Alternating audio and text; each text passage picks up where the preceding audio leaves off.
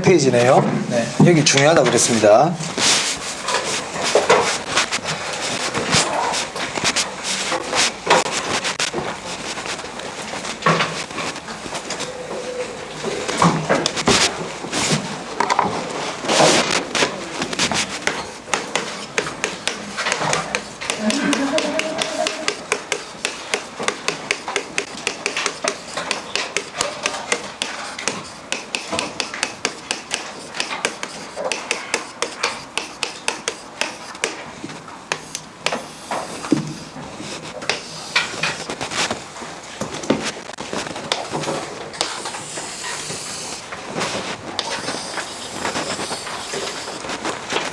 자, 이렇게 부동산 경기가 좋고 나쁜 게 반복적으로 일어나는 것을 우리가 경기 순환이라 그래요. 경기 순환. 아까 여기를 제가 정점이라 그랬죠? 정점. 여기가 저점. 그리고 여기가 다시 정점. 이렇게 된다고 그랬습니다. 그리고 정점부터 정점까지가 주기. 이렇게 말씀드렸죠? 네. 자, 부동산 경기가 정점을 찍고 경기가 이렇게 나빠지기 시작을 해요. 이 시기를 후퇴 국면, 후퇴기, 후퇴시장 이렇게 얘기합니다. 그러면 후퇴 이렇게 얘기하면 되겠다. 후퇴 국면, 후퇴시장, 후퇴기 다 그렇게 불러요. 자, 그리고 이거는 지금 뭐냐면 평균 성장률 이렇게 보시면 됩니다. 이거는. 그러니까 평균 성장률보다 지금 밑으로 떨어져 버렸잖아요. 이런 시기를 네, 하향 국면이라 불러요. 하향 국면, 하향기, 하향 시장. 네. 가장 안 좋은 시기죠. 자, 그럼 이제 저점을 찍고 이제 경기가 이제 좋아지기 시작합니다. 이런 시기를 회복기라 그래요. 회복. 그리고 회복 국면을 지나서 경기가 가장 좋은 시기를 상향이라 그래요. 그래서 부동산 경기 순환은 후퇴, 하향, 회복, 상향, 후퇴, 하향, 회복 이런 식으로 반복된다. 그럼 일반 경기도 이렇게 될까요? 이렇게 돼요. 근데 일반 경기보다 부동산 경기가 이게 분명하다, 불분명하다? 그 얘기 아까 불분명하다고. 일반 경기는 지금 후퇴 국면인지 하향 국면인지 이런 것들이 부동산 경기보다는 좀 분명하다 이 말이에요. 근데 부동산 경기는 이런 국면들이 좀 명확하지가 않다. 불분명하다. 오케이? 그리고 불규칙적이라는 얘기는 이 주기가 일반 경기는 5년마다 나타난다든지 좀 이렇게 규칙적인데 부동산 경기는 그 주기가 어떨 때는 5년마다 나타나기도 하고 10년마다 나타나기도 하고 이게 좀 불규칙적이다 이 뜻입니다. 아시겠어요? 여러분들은 제가 설명드리는 이유는 이해를 돕기 위해서 하는 거지 제가 설명드리는 다 외울 필요는 없고 뭐가 중요해? 불분명, 불명화, 불규칙 이게 중요한 거예요. 이게 중요한 거예요. 여러분 이해를 돕기 위해서 설명을 드리는 거지. 자, 이제 됐습니다. 그럼 여기서 이제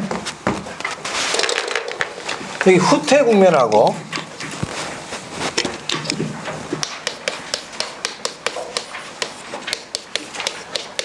하향 국면 이 두 국면은 부동산 경기가 좀 좋은 겁니까? 나쁜 겁니까? 나쁘죠. 나쁘잖아. 내려가고 있잖아요. 그죠? 그래서 이런 국면을 수축 국면이다.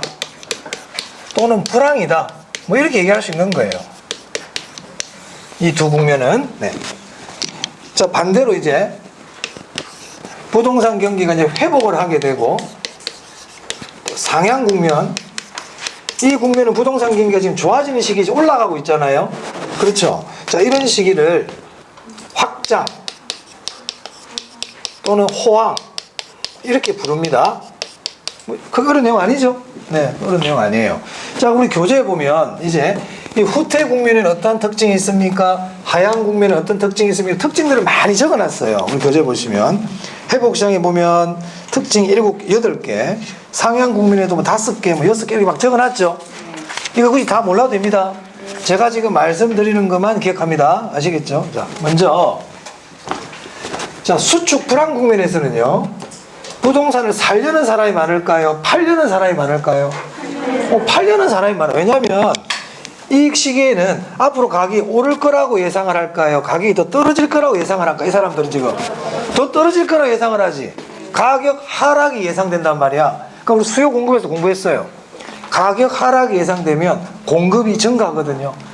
팔려고 내놓는단 말이야. 살려는 사람은 없어. 맞아요. 그러니까 이때는 살려는 사람은 없고 팔려는 사람이 많다. 살려는 사람이 없어? 그러면 매도자와 매수자 중에서 누구를 좀 중심으로 우리가 중개활동이나 부동산 활동을 하게 될까요? 그렇지. 매수자가 목에 힘을 준단 말이에요. 무슨 말 알겠어요? 매수인이 목에 힘 준다? 그 말은 매수자가 우위에 있다 이 뜻입니다. 이해됐어요? 그래서 이 두 국면은 누가 우위에 있다? 매수자가 우위에 있다. 우위에 있다는 것은 주도한다. 중심이다. 이렇게 생각하시면 되겠습니다.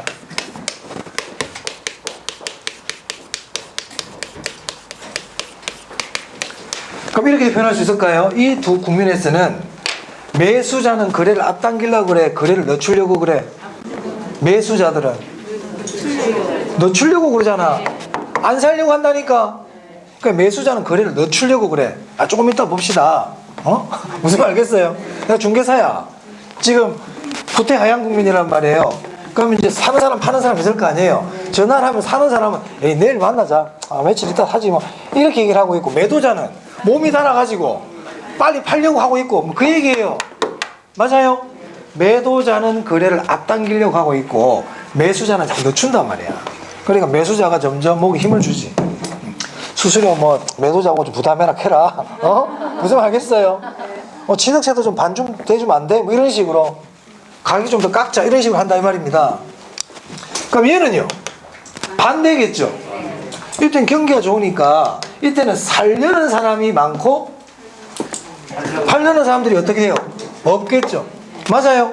그럼 이때 누가 우위에 있겠어요? 그렇죠. 이때 매도자가 우위에 있다는 거야. 그러니까 반대로 생각하면 돼.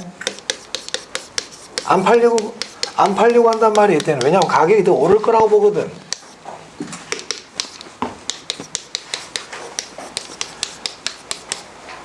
그래서 첫 번째, 누가 우위에 있는지를 알아야 됩니다.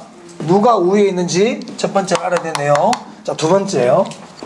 자, 지금 후퇴 국면이라 그래 볼게요. 지금 후퇴 국면이야? 그러면 지금 이때 거래되는, 지금 현재 거래되는 금액은 예전에 정점일 때, 이때 요 시기 있잖아요. 요 시기. 과거보다 높은 가격에서 거래가 될까요? 과거보다 낮은 가격에서 거래가 될까요? 낮은 가격에서 거래되겠죠. 좀 경기가 안 좋으니까 예전보다 비싼 가격에 거래될 리가 없잖아. 맞아요? 그러면 과거에 거래됐던 가격을 과거 사례 가격이라 그러거든요. 과거의 사례. 그럼 과거 사례 가격은 지금 현재 시점에서는 상한가 역할을 할까요? 하한가 역할을 할까요? 상한가 역할을 한단 말이야. 왜냐하면 과거보다는 높은 가격에서 거래가 될 수 없어. 그럼 예전에 이 아파트가 5억에 거래가 되었어요. 근데 지금은 후퇴 국면이야. 그럼 5억보다 높은 금액에 거래가 돼? 안 돼? 안 된다면 5억보다는 낮은 금액에서 거래가 된다. 맞아요? 그러면 이 두 시기는 과거에 거래됐던 과거 사례 가격은 현재 시점에서 무슨 역할을 한다? 상한가 역할을 한다 이 말입니다. 오케이? 그래서 아셔야 되는 게 과거 사례 가격이야.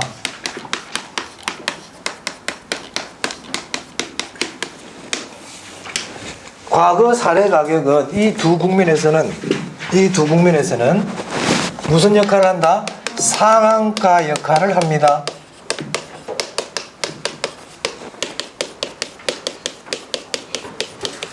사실 외울 게 아니거든. 좀 이해만 해버리면 돼요. 그래서 우리가 답을 찾을 때는요, 하인데 상한가 이렇게 나와야지, 하향인데 하한가 나오면 안 된다 이 말이에요. 하하 이렇게 나오면 안 돼. 하상 이렇게 되는 거예요. 자, 그럼 이 국면은 지금 경기가 좋아. 막 가격이 올라가고 있어. 그럼 예전에 거래됐던 금액보다는 어떻게 되겠어요? 그렇지. 더 높은 금액에서 거래가 되겠죠. 그럼 과거 사례 가격은 지금 현재 무슨 역할을 한다? 하한가 역할을 한단 말이야. 하한가 역할을. 과거 사례 가격은 지금 현재 무슨 역할을 하냐면 하한가 역할을 한다. 이해됐어요? 그래서 상향 국면 나오면 하 이렇게 나와야지 상상 이렇게 나오면 안 됩니다. 그리고 딱 빨리 답을 찾아내면 돼요. 자, 그 다음에 이건 참고인데, 지금 여기 후퇴 국면 같은 경우는 상한가 역할도 하지만 새로운 기준 가격의 역할도 한다. 이건 왜 무슨 말이냐면, 자 보세요. 정점을 찍고 다시 막 터닝하고 있잖아요, 그죠? 그래 이때 해당되는 가격들은 새로운 기준 가격 역할도 해줄 수가 있다. 뭐 이런 얘기예요. 그럼 이렇게 터닝할 때 여기도 보면 아까 회복 국면 있잖아요. 회복 국면에서는 나빴다가 다시 좋아지기 시작하는 국면 아닙니까? 이때는 가격이 새로운 기준 가격 역할도 해준다. 뭐 이렇게 보시면 되겠습니다. 뭐 이런 거 가지고는 뭐 답을 하지 않으니까 참고로 보시면 되고, 상이냐 하냐 이거 가지고 구별하시면 되겠어요. 됐어요? 이 두 개 하시면 돼요. 누가 우위에 있느냐 하고 과거 사례 가격은 지금 현재 어떤 역할을 하고 있느냐, 이거 보시면 되겠습니다. 자, 나머지는 안 봐도 돼요. 저기 필기한 내용 위주로 보시면 되겠습니다. 자, 그러면 131페이지 한번 보세요.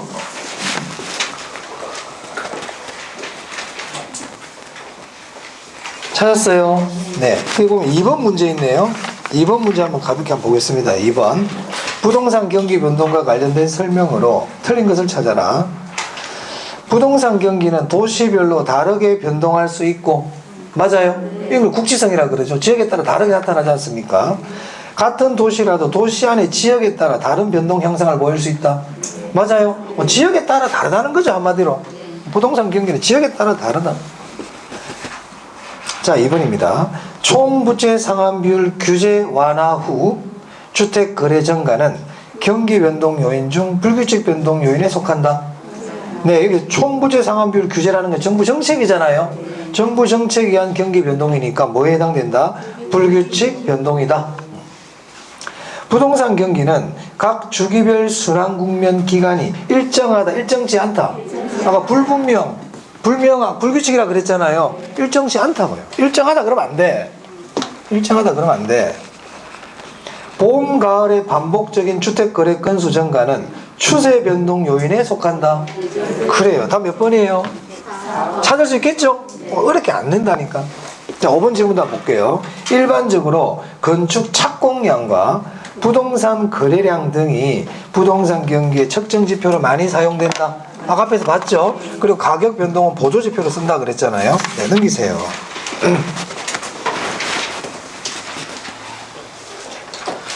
자, 그 다음에 3번인데요.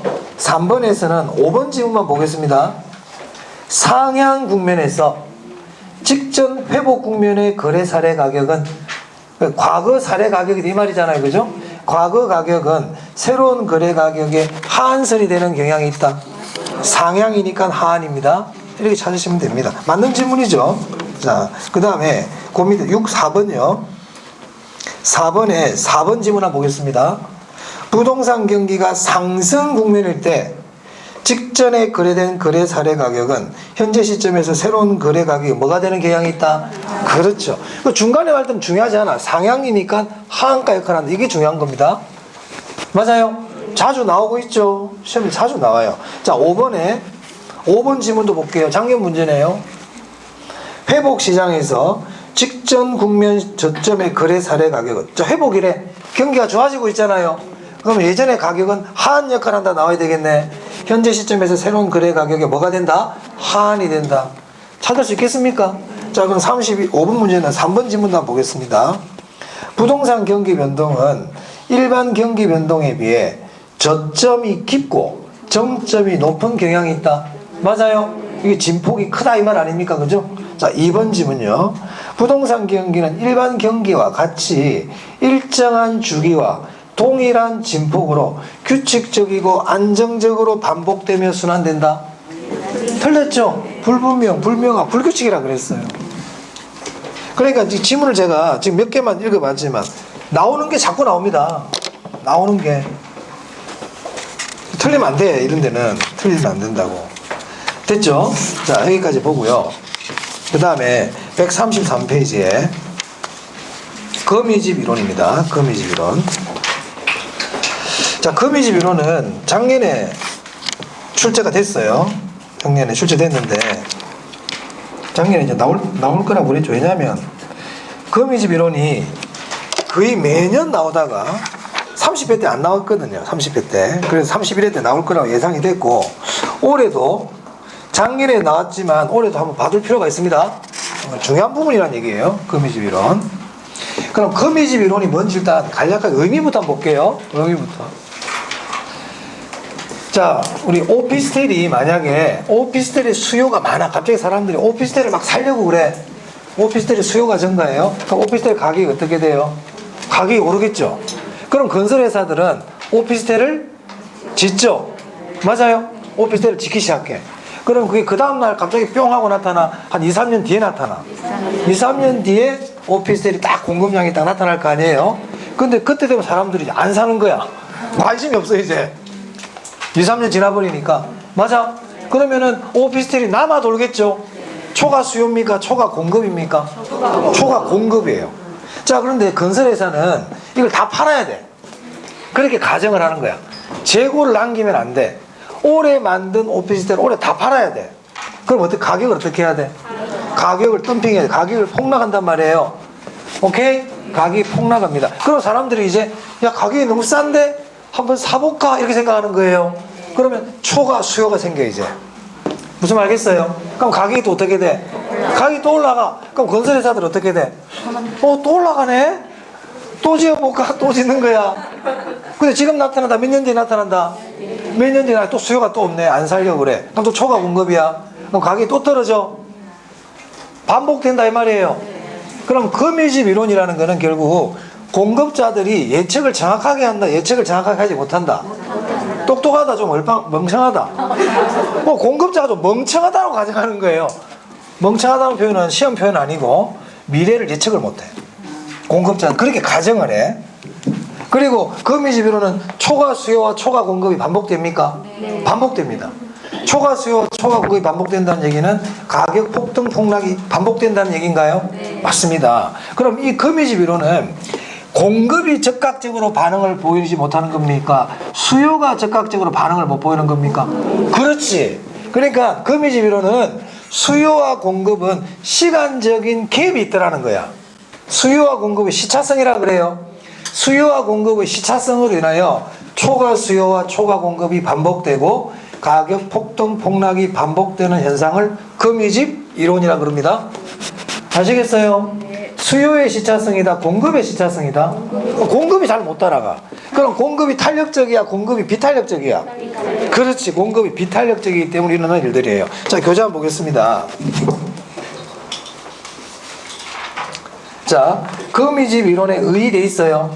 네, 그 옆에다가 이런 말을 적어두세요. 밑에 그런 내용들이 있는데 그 옆에다가 이런 말을 적어둡니다.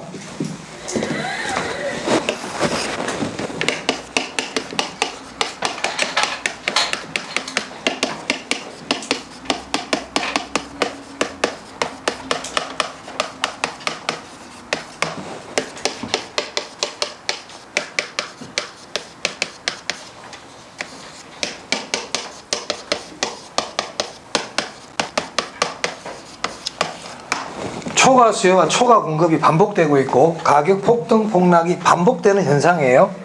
이런 일이 일어난 이유는 공급이 뒤늦기 때문에 그렇단 말이야. 공급이 뒤늦게 일어나기 때문에. 그래서 옆에다가 공급의 시차성 때문이다.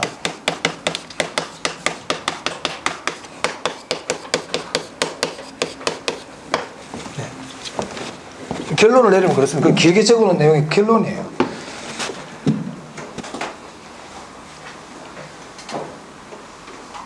자, 그래서 교재 보면요. 이 거미집 이론은 에치켈이라는 사람이 처음에 주장한 내용이에요. 에치켈.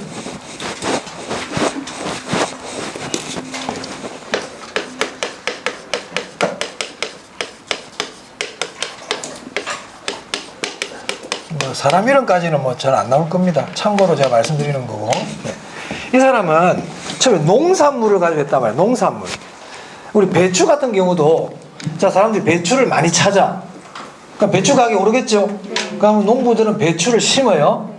배추 농사를 한단 말이야. 근데 배추가 갑자기 다 자라는 게 아니고 일정한 시기가 지나야 배추가 이제 우리 추수할 거 아닙니까? 그죠? 그럼 그때 되면 사람 배추를 안 찾는 거야. 그럼 배추 값이 폭락하겠죠? 맞아요. 이때도 마찬가지로 다 팔아버려야 돼. 남기면 안 돼. 그러니까 배추값을 떨어뜨릴 수밖에 없어. 다 팔아야 되니까. 그럼 배추값이 폭락하니까 사람들이 또 배추를 살려고 한단 말이에요. 그럼 또 농부들이 어떻게 또 배추 농사 또 해. 아까 똑같단 말이야. 그럼 배추가 또 나올 때쯤 되면 사람들이 또 배추 안 찾아. 그럼 또 배출값이 또 폭락해. 이 농산물에 적용되는 거를 지금 부동산 이론에 적용한 겁니다. 오케이? 우리 부동산은 종합응용 사회학이라고 그랬죠. 모든 걸 다 이렇게 다른 학문을 갖고 온단 말이에요. 그래서 그 교재 보면 이런 말이 나와요. 거기 셋째 줄 읽어보겠습니다. 특히 생산기간이 오래 걸리는 농산물이나 건설에서는 더욱 적용이 곤란하다. 자, 그 밑에 보겠습니다. 그 다음 보겠습니다. 수요량은 줄치고요. 가격 변화의 즉각 호응 줄치고요. 하지만 공급량 줄치고요. 즉각적인 반응을 생각하기 어려우며 이렇게 돼 있죠. 그래서 그 밑에 보니까 공급량이 적응하자면 다소간의 시차를 요하는 것이라고 보아야 할 것이다. 이런 말 보입니까? 그래서 공급이 시차를 보인단 말이에요. 그러다 보니까 아까처럼 가격 폭등 폭락이 반복된다. 자, 그 밑에 거미집 이론의 기본 가정이 있습니다. 자, 이건 참고로 보면 됩니다. 참고로. 자, 1번에 금기 수요량은 금기 가격의 함수이다. 이렇게 돼 있나요? 이 말이 좀 어려운데 금기를 이렇게 생각하면 2021년의 수요량은 2021년 가격의 함수이다. 함수라는 것에 영향을 받는 거라 그랬잖아요. 그 2021년의 수요량은 2021년 가격에 영향을 받는다. 이 뜻이거든. 그 말을 바꿔 얘기하면 뒤에 줄 칠게요. 수요량은 가격 변화에 즉각 반응한다. 즉각 동그라미 하면 되겠네요. 수요량은 가격 변화에 즉각적으로 반응을 보여요. 여러분들 물건 사러 갔단 말이야. 어제보다 올랐네? 안 사? 바로 반응을 보이지. 맞습니까? 수요량은 바로 나타나. 수요량은. 그런데 그 밑에 양가로 2번입니다. 금기 공급량은 전기 가격의 함수이다. 이렇게 돼 있죠. 이 말은 무슨 말이냐면 2021년도의 공급량은 2021년 이전 가격 때문에 나오게 되었다. 이 얘기야. 지금 우리 아파트 지금 새 아파트가 딱 나타나는 것들은 예전 가격 때문에 공급자들이 짓기 시작한 물량이 이 말입니다. 그래서 그 뒤에 말 줄칠게요. 공급량은 가격 변화에 일정한 시차를 두고 반응한다. 즉각적인 반응을 보이는 게 아니다 이 말이에요. 이해되시나요? 오케이. 자, 4번 보겠습니다. 공급자는 미래 가격과 양에 대한 정보 부족으로 공급자는 줄치고요. 합리성이 결여되어 있음을 전제 요거 줄칩니다. 한마디로 좀 얼빵하다. 미래를 예측하지 못한다 이 말이에요. 됐어요. 자, 그 다음에 양가로 5번이에요. 폐쇄 경제 줄치고요. 이 폐쇄 경제는 뭐냐면 수출 수입이 없는 거야. 아까 거미집 이론은 제가 농산물에서 시작했다 그랬죠. 자, 배추 농사 했어? 그래서 사람들이 안 사? 배추가 남아돌아. 그래, 가격이 폭락한다 그랬잖아. 그러면 가격을 폭락시키지 말고 수출해버리면 되거든. 수출하면 이런 문제 안 생겨. 무슨 말 알겠어요? 그 거미집으로 수출 수입은 없다고 가정해. 폐쇄 경제를 가정한다고. 수출 수입이 없다고 가정합니다. 자, 6번요. 해당 생산량은 저장하지 않고 당에 모두 판매한다고 가정한다고 돼 있죠. 옆에다 가로하고요. 무재고. 재고를 두지 않겠다는 거예요. 전부 다 팔아버리겠다. 재고가 없다. 다 팔아야 된다 이 뜻이에요. 됐습니까? 이런 거를 가정을 한단 말이야. 거미집 이론의 기본 가정이 이거예요. 이렇게 가정을 하고 이론을 전개해 간다 이 뜻이에요. 그럼 제가 나중에 말씀드리겠지만 이 가정이 잘못됐다 해보자. 이 가정이 그러면 거미집 이론은 성립할까 안 할까? 그렇지. 가정이 잘못되어 버렸는데. 가정이 잘못되어 버렸는데. 그래서 학자들이 어떤 이론을 만들 때 제일 먼저 하는 게 가정이거든. 지구가 둥글다면 이렇게 가정을 하고 한단 말입니다. 그리고 이론을 쫙 이렇게 전개해서 결론을 딱 내리거든요. 그러면 어떤 학자가 이 사람이 이론을 반박하고 싶어. 이 이론은 잘못됐어. 그럼 공격을 하고 싶단 말이에요. 어떤 걸 공격할까요? 가정을 공격하는 거야. 가정을 공격해가지고 이 가정이 잘못됐다는 걸 입증해버리면 그 사람 나머지 거는 말할 필요 없겠죠. 맞아요. 자, 얘기를 왜 하느냐. 만약에 거미집 이론이 폐쇄 경제가 아닌 개방 경제다. 그럼 이건 성립한다 안 한다? 안 한단 말이야. 저장이 가능하다. 무재고가 아니고 재고가 가능하다면 거미집 이론은 성립한다 안 한다? 안 한다. 대표적으로 잘 물어보는 게 이거예요. 공급자가 합리적이라면, 공급자가 미래를 예측한다면 거미집 이론은 성립한다 안 한다? 안 합니다. 자, 그래서 교재 볼게요. 133페이지에 양가로 4번에 굵은 글씨 밑에 미래의 가격이나, 자, 그 공급자는 줄치고, 공급자 주인공은 쳐야 되니까, 공급자는 즉 뒤에 보시면 공급자는 보이세요? 공급자는 133페이지입니다. 133페이지 거미집 이론 기본 과정의 양가로 4번에 맨 뒤 즉부터 공급자는 줄치고 그 밑에 미래의 가격이나 양을 합리적으로 예측하지 못함을 전제한다 이렇게 돼 있죠.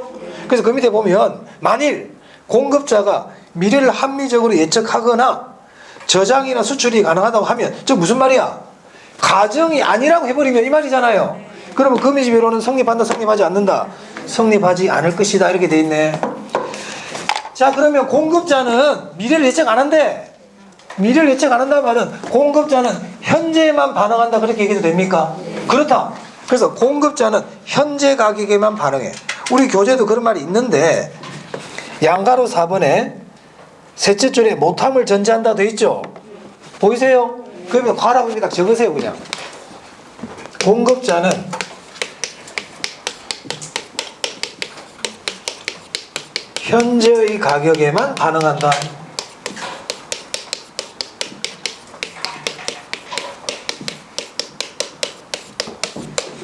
이 말은 미래를 예측 안 한다는 뜻입니다. 이 말이. 공급자는 현재 가격에만 반응해. 됐어요? 자, 넘기세요. 이제. 자, 넘기시면 거미집 이론에 요약 이렇게 나와 있는데 그 밑에 동그라미 1번에요. 동태적 분석이라 보이세요? 동태적 줄치세요. 거미집 이론은 동태적 모형이지 정태적 모형 그러면 안 돼. 동태적의 반대가 정태적이야. 동태적이라는 거는 시간 차이를 고려한다는 뜻이에요. 거미집 모형은 시차가 있던가요? 시간차가 있거든. 시간차가. 수요와 공급에 시차성이 있다 그랬잖아. 자, 그 다음. 동태라는 동자가 움직일 동입니까? 예. 예. 자, 그 밑에 134페이지에 거미집 모형의 종류 있나요? 찾았어요? 자, 이게 네모 박스하고 별표 2개 합니다. 우리 거미집에서 시험에 나오면 여기서 나옵니다. 거미집 모형 여기서 시험에 나온다 그냥. 여기서. 앞에 거는 혹시나 해서 본 거야. 아니, 안 가르쳐주면 나오면 나를 얼마나 원망하겠어. 네. 근데 거미집 모형의 종류 있죠? 예외 없이 여기서 항상 나옵니다. 항상. 나오면 여기다 그냥. 오른쪽에 그림 있나요? 예. 이 그림을 제가 한번 그려는 볼 텐데 크게 신경은 쓰지 마시고요. 그냥 이렇게 되는구나. 그림 너무 신경 쓰지 마. 우리 시험 그림 안 나와. 우리 시험 그림 안 나와. 왜 제가 그림을 그리지 마라 그러냐면 그림을 그리면 완벽하게 이해가 된 상태에서 그려야 되는데 그리다 보면 자기가 헷갈려. 본인이 헷갈려. 그러다 보면 그 헷갈린 데서 답을 찾으려고 그래. 그 답을 못 찾아요. 그렇게 하다 보면 시간만 걸리고 오답을 찾을 가능성이 높아요. 그래서 안 돼. 그냥 간단히 딱 중요한 말을 가지고 기억하는 게 제일 좋습니다.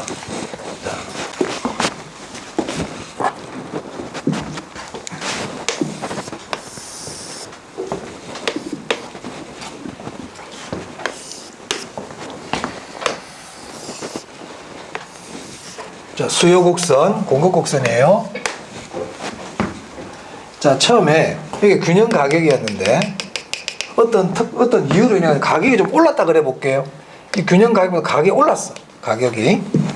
자, 그럼 이 가격에서는 이만큼의 초과 공급이 발생하죠.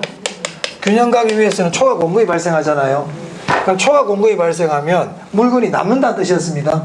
그러면 가격이 폭락합니다. 이렇게 가격이 떨어져요. 그럼 이 가격에서는 이만큼의 뭐가 발생하느냐? 초과 수요가 발생하죠. 그럼 가격이 다시 올라요. 그럼 이 가격에서는 초과 공급이 발생하거든요. 가격이 또 떨어져요. 초과 수요 가격 오르고 초과 공급 가격 떨어지고 이런 식으로 반복하면서 균형을 향해 간다. 이런 형태는. 그래서 이런 형태를 수렴형이라고 그래요. 수렴형. 자, 거미집 모형은 아까 제가 수요와 공급의 시차성 때문에 초과 수요, 초과 공급이 반복하고 가격 폭등 폭락이 난다고 그랬잖아. 이 과정을 거치면서 균형을 향해 이렇게 가는 형태를 수렴이라고 그래요. 그럼 또 다른 형태가 또 있어. 다른 형태.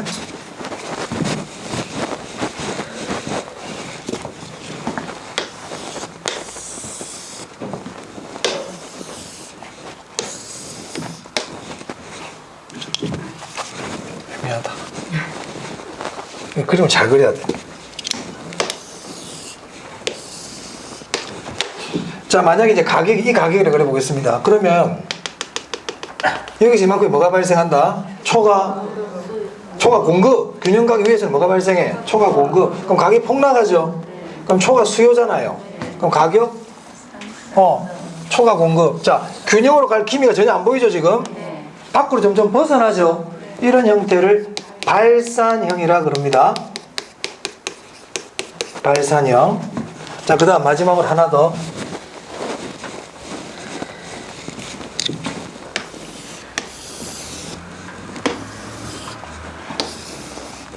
자, 이 경우에 균형 가격보다 가격이 높다. 예를 들어서. 그러면 여기서는 가격이 이제 초과 공급이 어떻게 되겠어요?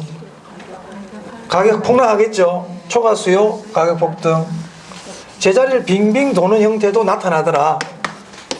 이런 형태를 순환형이라고 부릅니다. 그래서 거미지 모형은 크게 수렴형, 발산형, 순환형 세 가지가 있다 이 말이에요. 그럼 이렇게 수렴, 순환, 발산이 되는 이유가 있다면 조건이 있단 말이에요. 조건이. 자, 이 그림을 그릴 때 이 수렴형은 수요 곡선이 공급 곡선보다 좀 더 완만해요. 그럼 수렴해. 저기는 공급이 더 완만하죠. 그럼 발산해. 기울기가 똑같으면 순환해요. 그래서 우리 교재 보세요. 수렴형 밑에 동그라미 1번, 2번 그 조건 보입니까? 이게 중요하다고요, 이게. 그럼 수렴 보세요. 수렴형은 수요 곡선이 완만하다는 뜻이야. 완만하다는 것은 탄력성이 큰 겁니까? 작은 겁니까? 크지. 그래서 수요의 가격 탄력성이 더 커. 공급의 가격 탄력성보다. 그럼 수렴이야. 탄력성이 크다는 것도 완만하다는 얘기잖아요. 완만하다는 것은 기울기가 큰 겁니까? 기울기가 작은 겁니까? 기울기가 경사거든. 기울기는 경사야, 경사. 자, 길이 완만해.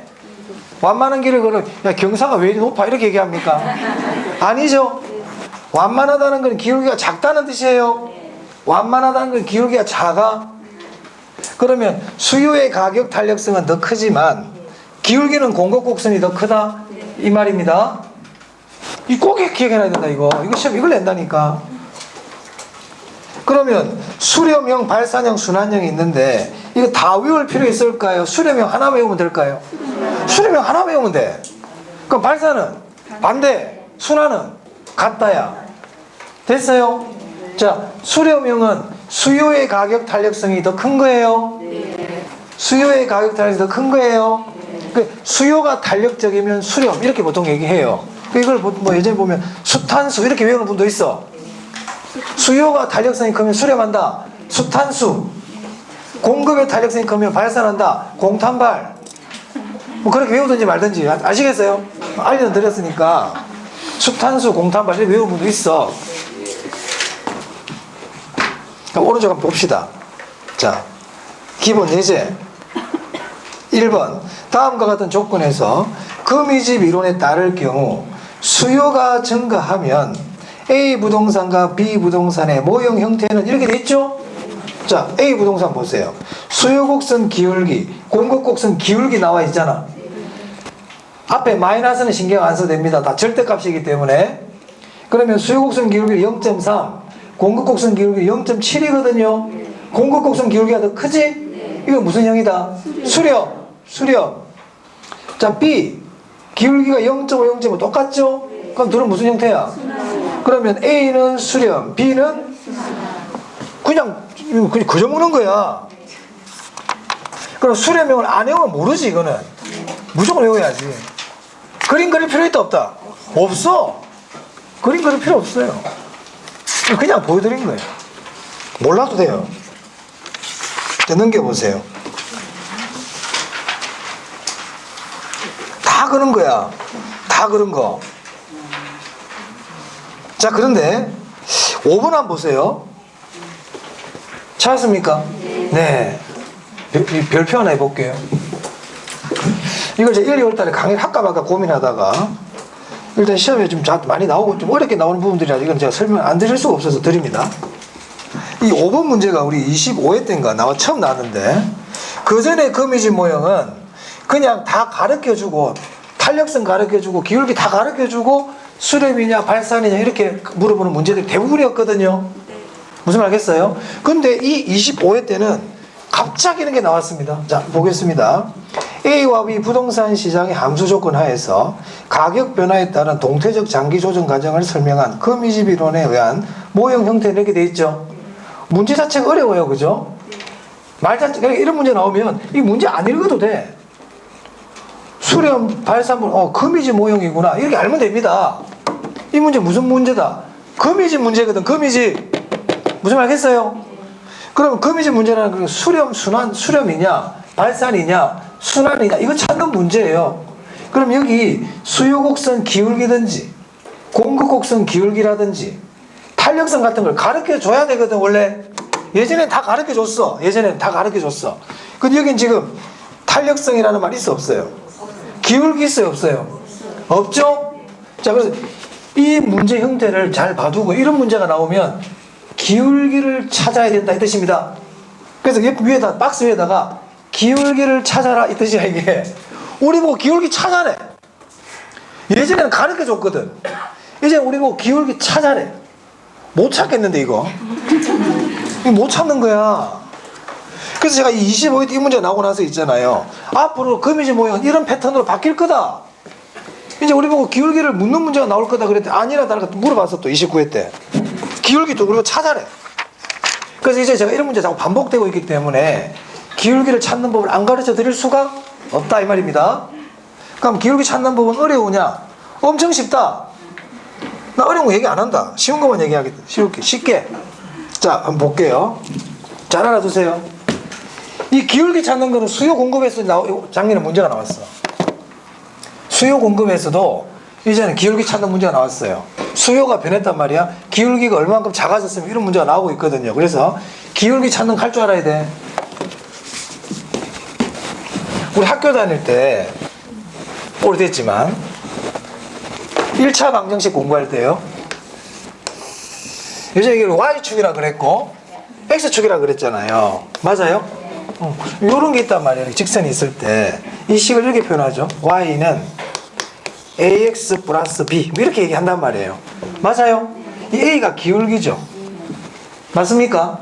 우리는 이제 지금 Y축 X가 아니고 뭐예요? PQ잖아. PQ죠. 여기가 뭐고요? P이고 Q란 말이에요. 맞아요? 그럼 이거를 아까 그 식으로 응용을 하면 P는 AQ 플러스 B 이렇게 되거든? 그럼 내가 얘기하고 싶은 게 뭐냐면 Q 앞에 숫자가 기울기라는 거예요. 뭐라고? Q 앞에 숫자가 기울기야. Q 앞에 숫자가 기울기야. 일단 그런데 여기다 한번 보자 이제. 그럼 A 시장 한번 볼게요. Q 앞에 숫자가 기울기다. 그럼 거기 A 시장 보면 A 시장 식이 두 개가 나와. 이 P는 500-QD 이렇게 돼 있죠? 맞아요? 그리고 식이 하나 더 있네요. 3P는 300 플러스 4Q. 맞아요? 이렇게 돼 있죠. 그럼 이거는 지금 수요 곡선이고 이거는 공급 곡선이에요. 이 문제가 나오면 여러분들 먼저 옆에다가 수요 곡선 이렇게 딱 적어야 돼. 내 시킨 대로 해야 돼. 그래 실수를 안 해. 지금부터 내가 구하는 건 탄력성을 구하는 거다. 기울기를 구하는 거다. 기울기 구하는 거예요. 수요 곡선 기울기 이렇게 적어야 돼. 익숙해질 때까지는. 내가 여기 익숙해질 때까지는 좀 기초적인 그런마 과정을 빠뜨리면 안 돼요. 그럼 이건 무슨 곡선이다? 공급 곡선이잖아요. 공급 곡선은 어떻게 알았대? S 보고 오케이 좋아요 그렇게 찾으셔도 돼요. 시험에다 적어주니까. 안 적어주면 부호 지금 Q의 부호하고 P의 부호가 같습니까? 다릅니까? Q의 부호하고 P의 부호가 같아요 달라요? 틀리다고? 플러스잖아. 플러스잖아요. PQ의 부호가 같아요 달라요? 같지? 같은 방향이지? 비례잖아. 그게 공급곡선이야. 얘는 봐보세요. Q 앞에는 마이너스잖아요. P는 플러스죠. 부호가 같다 다르다? 반대지? 그리고 우하향의 수요곡선이란 말이야. PQ의 방향이 반대라는 뜻입니다 이게. 근데 우리 시험에서 DS를 적어줍니다. 그럼 여기 공급곡선 기울기 적었죠? 그러니까 지금부터 기울기 구한다. 자, 기울기는 아까 뭐 앞에 숫자라고? Q 앞에 숫자. Q 앞에 숫자. 그런데 Q 앞에 숫자 아무것도 없네. 그럼 뭐가 생략된 거야? 1이 생략된 거잖아요. 그럼 수요곡선 기울기 1 하면 안 돼. 1 하면 안 된다고. 아까 Y는 AX 플러스 B 할 때 이 A가 기울기라 그랬잖아요. 맞아요? 근데 이때 앞에 숫자가 아무것도 없을 때 A가 기울기인 거야.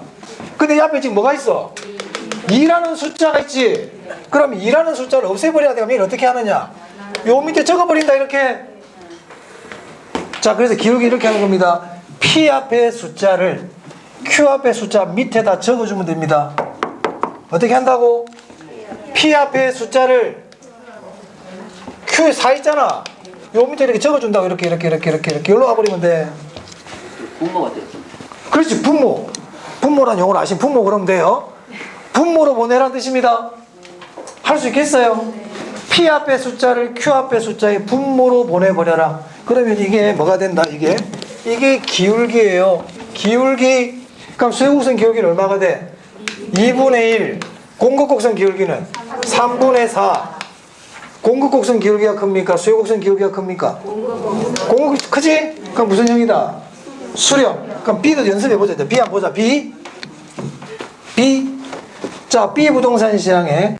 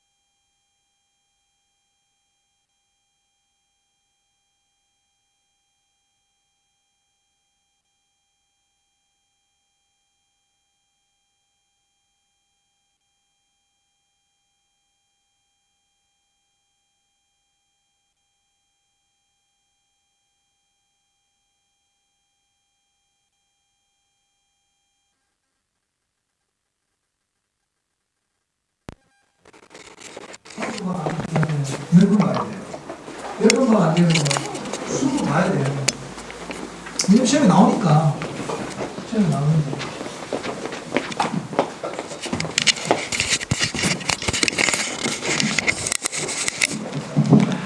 자, 기울기 어떻게 찾는지 보여드렸습니다. 자, 이제 경기 변동 다 했고요. 시장론 볼게요. 140페이지입니다.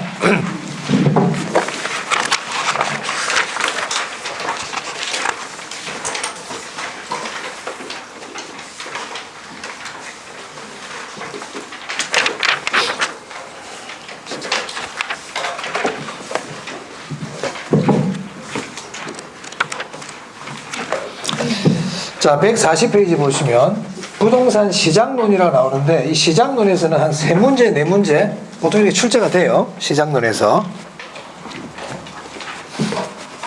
자, 먼저 거기 보시면 부동산 시장이라고 되어 있습니까? 140페이지에 찾으셨어요? 네.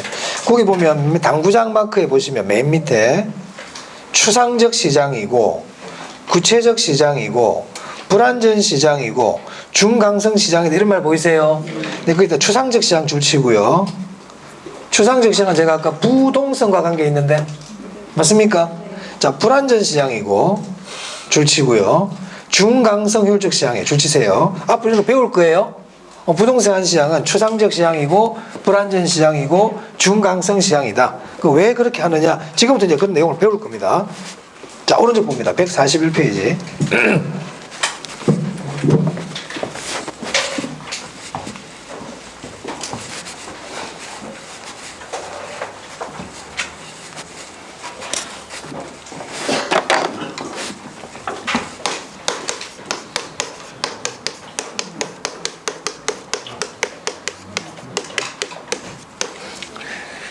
자, 우리 시장은 크게 둘로 나눌 수가 있다. 완전 경쟁 시장과 불완전 경쟁 시장으로 나눌 수 있어요.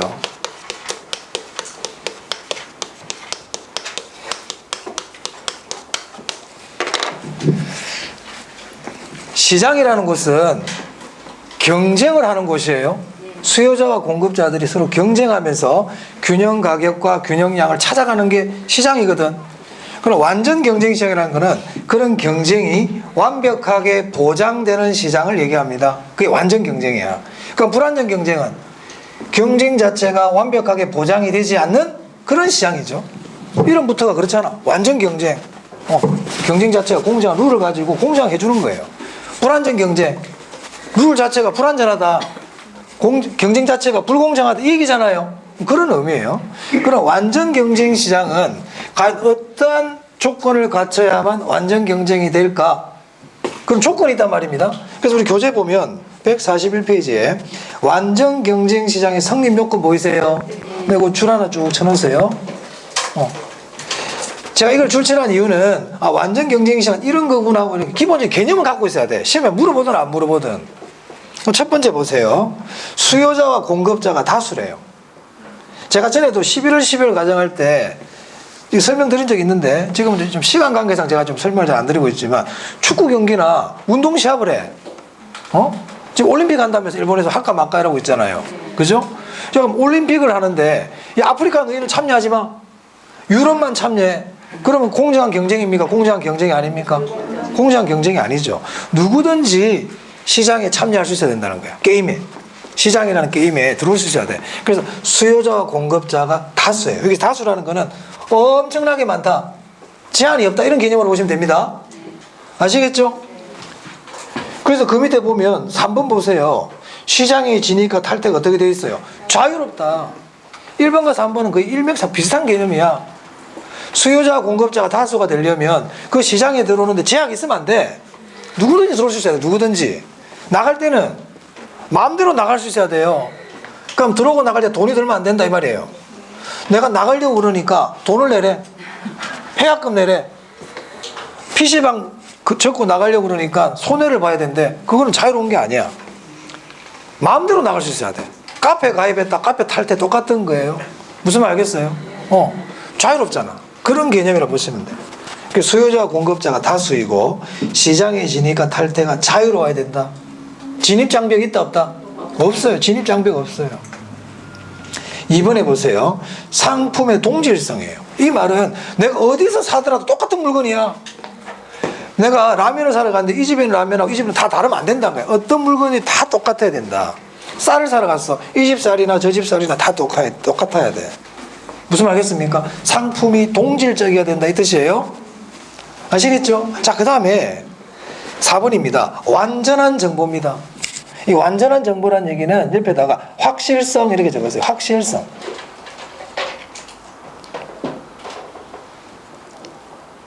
적었어요? 네, 확실성의 세계예요. 그리고 옆에 또 적으세요. 그 완전한 정보 옆에다가 정보 비용이 존재하지 않는다.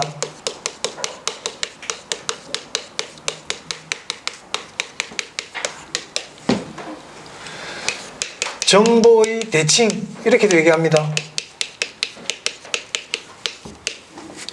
그래서 완전한 정보란 말이나 확실성이라는 말이나 정보 비용이 존재하지 않는다는 말이나 정보의 대칭이라는 말이나 같은 말이라 보시면 돼요. 그럼 여러분들이 정보 비용이 존재하지 않는다 이 말 나오면 완전 경쟁이구나 이렇게 생각하시면 됩니다. 정보의 대칭 나오면 완전 경쟁이구나 이렇게 생각하시면 됩니다. 됐나요? 그럼 불안전 경쟁은 다 반대겠지? 시장 참여자가 소수. 제가 나중에 이제 말씀드리겠지만, 네, 시장 참여자가 어떻게 되겠어요? 외우려 그러지 말고 시장 참여자가 소수. 지니까 장벽이 자유롭다, 자유롭지 못하다. 시장에 들어오고 나가는 게 자유롭지 못. 제한이 있어, 제한이. 들어오고 나가는데 제한이 있단 말이에요. 완전한 정보다, 불완전한 정보다. 불완전한 정보야. 정보 비용이 있다. 정보 비용이 있다. 확실성이다, 불확실성이다. 불확실성. 상품이 동질적이다, 상품이 이질적이다. 그래요. 외울 게 뭐가 있어? 그럼 완전 경쟁을 딱 기억하면 불완전 저절로 아는 거야, 이렇게. 맞아요? 외울 게 자꾸 외우려고 그러지 마세요. 자, 아직 이제 141페이지 그대로입니다. 141페이지. 자, 그래서 그 밑에 보면 완전 경쟁 시장의 특징이 아주 박스가 있나요? 박스 한번 볼게요. 완전 경쟁 시장의 줄치입니다. 일물일가의 법칙이 적용된다. 일물일가가 적용이 돼버려요. 동일한 물건에 동일한 가격이 형성될 수밖에 없어요. 만약 어떤 사람이 똑같은 물건인데도 가격을 더 싸게 받잖아. 누가 가격을 내려버리잖아요. 그러면 그 사람이 일단 이익을 보겠죠. 맞아요. 하지만 물건 자체가 똑같고 정보도 똑같고 누구든지 시장에 마음대로 들락날락 할 수 있기 때문에 그렇게 받을 수가 없어요. 그럼 다른 사람도 그렇게 받아버려요. 일물일가가 성립한다 이 말입니다. 그 말을 바꿔 얘기하면 초과 이윤이 없어요. 그래서 고민해서 3번에 보세요. 완전 경쟁 시장에서는 정보가 완전하므로 정보 비용 아까 제가 없다고 그랬죠. 정보 비용과 초과 이윤이 존재하지 않습니다. 그래서 완전 경쟁 시장은 초과 이윤이 없어요. 됐어요? 자, 그럼 2번인데요. 자, 2번은 개별 기업은 시장 가격을 그대로 수용하는 뭐라고 되어 있습니까? 가격 수능자 줄치입니다. 그리고 개별 기업의 수요 곡선은 뭐라고 되어 있어요? 수평이라고 되어 있죠. 이런 것도 다 줄을 쳐놓으세요. 가격이 딱 한계란 뜻이에요. 일물일가기 때문에 수평이 되어버려. 수평. 그래서 완전 경쟁시장의 특징 정도는 나중에 다시 한번 여러분들이 좀 봐두기 바랍니다. 어떤 거 말씀드렸습니까? 첫 번째, 일물일가가 성립한다. 개별 기업은 가격 수능자이고 수요 곡선은 수평이 된다. 초과 이윤과 정보 비용이 존재하지 않는다. 이렇게 말씀드렸습니다. 네. 이건 나중에 또 한번 할 거예요. 그 부분은. 자, 이제 불완전 시장인데요. 한번 넘겨보세요. 이 박스가 있어요. 불완전 시장. 동그라미 1번에 수요자, 공급자가 뭐라고 되어 있습니까? 소수. 다수 그러면 안 돼요. 상품이 동질적이다, 이질적이다. 이질적. 시장에 지니까 탈 때가 자유롭다, 곤란하다. 곤란하다. 완전한 정보다, 불완전한 정보다. 정보 비용 있다, 없다? 있다. 그럼 우리 부동산 시장은 완전이냐, 불완전이냐 이 말입니다. 불완전이죠. 우리 부동산 시장은 시장의 수요자, 공급자가 소수예요. 왜냐하면 법적 제한이 많기 때문에. 법적 제한이 많으니까. 물건이 또 비싸거든. 고가기 때문에 소수의 시장 참여자다. 이유까지 몰라도 돼. 이유까지 몰라도 돼. 그리고 부동산 시장의 상품은 동질적이다, 이질적이다. 이거 왜 그럴까요? 개별성 때문에. 개별성, 이질성이라 그랬잖아요. 맞아요. 이유까지는 몰라도 됩니다. 자, 세 번째. 시장 진위가 탈 때가 곤란하다. 이것도 마찬가지로 법적 제한도 많고 금액도 비싸고 한마디로 부동산 시장이 가지고 있는 여러 가지 특성들 때문에 들어오고 나가는 게 어렵다. 시장 참여자도 소수다. 이런 뜻이에요. 이유까지는 몰라도 됩니다. 자, 이 정도 보시고요. 자, 오른쪽 볼게요. 143페이지에 부동산 시장의 특성 및 기능 보입니까? 네, 특성이 중요합니다. 그래서 부동산 시장의 특성을 네모를 딱 합니다. 했나요? 네, 이 특성까지만 좀 보고 쉴게요. 제가 전에도 한번 11월 달 가지고 이렇게 똑같은 예를 들었는데 내가 수산물 시장 그때 말씀드렸거든요. 수산물 시장에는 어떤 특성이 있냐면 냄새가 많이 나. 비린내가. 맞아요? 왜? 수산물이 비린내가 많이 나거든. 그러니까 수산물 시장의 특성은 수산물의 특성과도 관계가 있어요, 없어요? 있지. 그럼 부동산 시장의 특성이라는 거는 즉 부동산의 특성하고도 아주 밀접하다는 겁니다. 부동산 시장의 특성 자체가 부동산의 특성과 아주 밀접해. 그럼 우리 부동산의 특성 중에 대표적인 게 부동성이라고 있었잖아요. 맞아요? 부동성이 뭐냐면 지역에 따라 다르게 나타난다. 가격이나 거래 관행이나 이런 것들이 지역에 따라 다르게 나타난다고 그랬잖아요. 그리고 마찬가지로 부동산 시장도 지역에 따라서 다르게 나타나더라는 거예요. 부동산 시장 형태가. 그래서 그 밑에 보시면 시장의 국지성이라고 보이세요? 국지성 뜻이 뭔데? 지역에 따라 다르게 나타난다. 그래서 부동산은 부동성으로 인하여 부동산 시장은 공간적으로 일정 지역에 한정되는 경향이 있으며 지역별로 세분된다. 이렇게 돼 있죠? 네. 그래서 부동산 시장의 첫 번째 특성, 시장의 국지성이다. 국지성. 뭐와 관계 있다고요? 부동성. 그리고 그 밑에 부분 시장 이런 거 하나 줄쳐두세요. 그리고 그 밑에 지역 간 수급 조절 곤란 보이세요? 지역 간 부동성, 국지성 아닙니까? 자, 2번 봅니다. 부동산 시장 거래가 공개적이다, 비공개적이다? 비공개적이다. 개별성과 관계 있죠? 기억납니까? 개별성 할 때 비공개, 비표준, 비조직 이렇게 말씀드렸단 말이에요. 자, 그래서 이 비공개라는 거는 거래가 사적이라는 겁니까? 공적이라는 겁니까? 그리고 그 밑에 줄 칠게요. 부동산 거래 시 고도의 사적이고, 사적 동그라미 하세요. 공적이라 그러면 안 돼요. 그리고 그 밑에 정보 탐색 비용이 많이 소요된다 줄 칩니다. 비공개적이기 때문에 그 정보를 알아내는 비용이 많이 들어. 찾았어요? 그 다음 부동산 시장은 표준화가 쉽다, 표준화가 어렵다. 어렵다. 그리고 그 밑에 개별성 줄치고 표준화가 곤란하고 규격화가 곤란하다 이 말입니다. 그 말은 대량 생산이 쉽다, 대량 생산이 어렵다. 그리고 그 밑에 대량 생산을 어렵게 한다. 대량 생산을 어렵게 한다. 자, 그 다음 4번입니다. 부동산 시장은 조직화가 쉽다, 조직화가 어렵다. 조직화가 어려워요. 조직화가 어렵다. 개별성과 관계 있습니다. 자, 양갈 5번 보겠습니다. 부동산 시장은 수급 조절이 어려워요.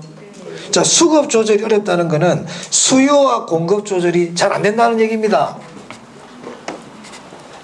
자, 수요가 증가하면 있잖아요. 수요가 증가하면 가격이 오르죠.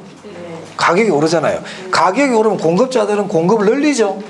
맞아요. 그래서 수요가 증가해서 가격이 막 올라가. 그럼 공급자들이 공급량을 늘려줘. 그러면 가격이 올라가다가 다시 딱 떨어진단 말이에요. 그럼 가격 차가 별로 없어. 아까 우리 공급이 탄력적일수록 가격 변화가 작다 그랬잖아. 양의 변화가 많이 일어나고. 맞아요. 수요가 증가해가지고 가격이 오를 때 공급량이 적각적각 들어오면 가격이 안 올라가 많이. 그렇죠. 자, 근데 부동산은 공급이 잘 된다 안 된다? 금이집에서도 볼 수 있듯이 공급 자체가 비탄력적이란 말입니다. 그러니까는 수요가 증가해가지고 가격이 오르면 가격이 빨리 안 떨어져. 가격에 좀 약간 어긋난 현상이 나타날 수 있단 말이에요. 비정상적인 이런 걸 왜곡이라 그래요. 왜곡. 그래서 그 교재 보시면 네, 단기의 가격이 왜곡될 가능성이 크다 보이세요? 줄 치세요. 이렇게 정리합니다. 부동산 시장은 수급 조절이 곤란하여 단기의 가격 왜곡이 일어날 가능성이 크다. 이렇게 딱 기억해 두세요. 이거를 제가 그림 그려가면서 왜곡이니 균형이니 설명드리면 여러분들이 더 헷갈려 하더라고. 시험에도 그렇게 나오지도 않는데. 그래서 딱 이렇게 정리한단 말이야. 부동산 시장은 수급 조절이 곤란하여 단기에 가격 왜곡이 일어날 가능성이 크다. 이렇게 딱 기억하세요. 그리고 단기 동그라미. 제가 단기 왜 동그라미 하라고 그랬을까? 장기 그러면 안 된단 말이에요. 자, 우리 단기와 장기가 있었죠. 단기가 뭐였어요? 짧은 기간 그러면 안 된다고 그랬다. 신규 공급이 불가능한 게 단기라 그랬죠. 맞아요. 장기는요, 신규 공급이 가능한 거라 그랬어요. 그 말은 단기는 왜곡도 일어날 수 있고 초과 이윤도 일어날 수 있고 손해도 일어날 수 있는 게 단기예요. 근데 이제 장기는 뭐냐면 단기에 일어났던 그런 문제점들이 해결되는 게 장기야. 항상 장기는 그런 개념이에요. 그러면 장기에는 손해가 있을까 없을까? 없어. 장기는 평화의 시대야. 장기는 평화의 시대라고. 손해 보는 사람도 없고 초과이윤 보는 사람도 없어요. 그게 장기예요. 그럼 왜곡도 일어날까 안 일어날까? 안 일어나. 그래서 장기는 평화의 시대, 균형의 시대. 기억해 두세요. 그럼 시험 질문에 장기에 공급자는 초과이윤을 얻게 된다. 맞아 틀려? 그런 질문 없어. 장기에 공급자는 손실을 보게 된다. 없어요. 그런 말. 그러면 초과이윤이다, 손실이다, 왜곡이다, 불일치다. 이건 이제 먼저 일어난다. 단기에. 오케이? 장기는 그런 일 안 일어납니다. 자, 그럼 제가 아까 부동산 시장은 수급 조절이 곤란하다 그랬잖아요. 이 말은 수요가 증가하면 공급이 증가해 주는 게 정상이거든. 맞아요? 어떤 사람들이 지금 귤을 막 먹으려고 그래. 귤의 수요가 증가해. 그럼 귤의 공급이 늘어나 주는 게 정상이라고. 이게 수급 조절이 잘 되는 거란 말이에요. 근데 수요가 증가했는데도 공급이 안 들어와. 이런 걸 수급 조절이 곤란하다 그래요. 그러면 부동산은 수급 조절이 곤란하다 그랬지. 왜? 이렇게 얘기하면 된다. 부동산이 가진 특성 때문에. 뭐 때문에? 부동산이 가진 특성 때문에. 그럼 부동산의 특성이 뭐가 있는데? 뭐 개별성, 부동성, 영속성, 부정성 배웠잖아. 법적 제한이 많다. 부동산 시장은 부동산은 법적 제한이 많습니까? 그래요. 그런 것들 때문에 부동산은 고가인가요? 고가지. 그런 것들 때문에. 그러니까 부동산 시장은 개별성 때문에 수급 조절이 곤란하다. 맞아요? 부동산은 영속성 때문에 수급 조절이 곤란하다. 맞습니까? 그런 건 중요하지 않단 말이에요. 근데 부동산 시장은 수급 조절이 곤란하다. 그래서 단기에 가격 왜곡이 일어난다. 이게 결론입니다. 아시겠죠? 오케이. 그래서 143페이지 보면 수급 조절의 곤란성의 옆에다가 부정, 영속, 부동, 개별 적어놨잖아. 이걸 외울 필요는 없다 이 말이야. 그냥 다다. 무슨 말 하겠어요? 그럼 아까 부동산 시장은 정보의 대칭이다, 정보의 비대칭이다. 정보의 비대칭이라고 그랬잖아. 그럼 이 말이 맞는지 보세요. 부동산 시장은 정보의 비대칭으로 인해 수급 조절이 곤란하여 단기의 가격 왜곡이 일어날 가능성이 크다. 맞다고. 무슨 말 하겠어요? 그러니까 그 안에 비대칭이니 개별이니 부정 이건 중요한 게 아니고 뭐가 중요해? 수급 조절이 곤란하다. 그래서 단기에 가격 왜곡이 일어날 가능성이 크다. 이 말이 중요하단 말이야. 근데 이런 걸 막 외우고 있거든. 부정, 영속, 부동 이거를 다른 글자 들어가면 안 되겠네 이렇게 보고 있단 말이야. 그래서 제가 말씀드리는 거예요. 이건 안 중요하다고. 그런 질문들 많이 해. 그러니까 중요한 걸 안 보고 안 중요한 걸 보고 있단 말이야. 시험 그거 안 물어보는데. 자, 넘깁니다. 자, 보면 부동산 시장의 매매의 장기성 보입니까? 부동산 시장 매매가 장기적이야. 그럼 이 말도 맞는지 봐. 부동산 시장은 매매의 장기성으로 인해 수급 조절이 곤란하여 단기에 가격 왜곡이 일어날 가능성이 크다. 그래, 맞다고요. 다 된다고. 다 넣어도 돼. 법적 제한 가도 되고 다 돼. 됐나요? 자, 그 다음에 부동산 시장의 기능인데요. 이 기능은 역할이라고도 그래요. 기능이 역할이야. 여기서는 제목만 본다. 자원 배분 기능 줄치고요. 교환 기능 줄치고요. 가격 창조 기능 줄치고요. 정보 제공 기능 줄치고요.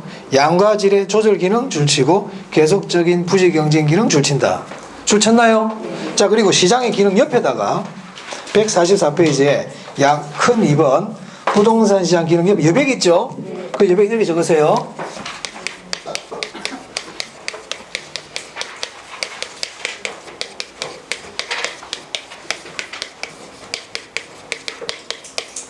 시장은 소득을 재분배하는 기능은 없어요. 시장은 자원 배분 기능은 있지만 소득을 재분배하는 기능은 없다. 소득 재분배는 정부에 의해서 이루어지는 겁니다. 시장은 소득을 재분배하지 않아요.